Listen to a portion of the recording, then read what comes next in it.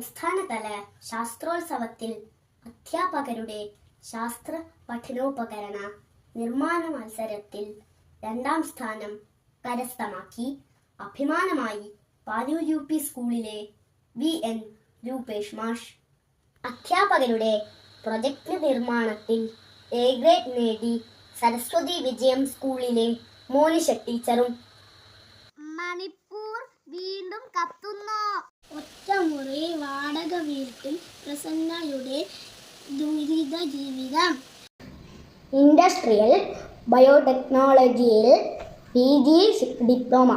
India ക്രിക്കറ്റിന്റെ പുതിയ super ഹീറോയായി Sanju. വൃശ്ചിക പുലരിയിൽ അയ്യനെ വണങ്ങാൻ ആയിരങ്ങൾ.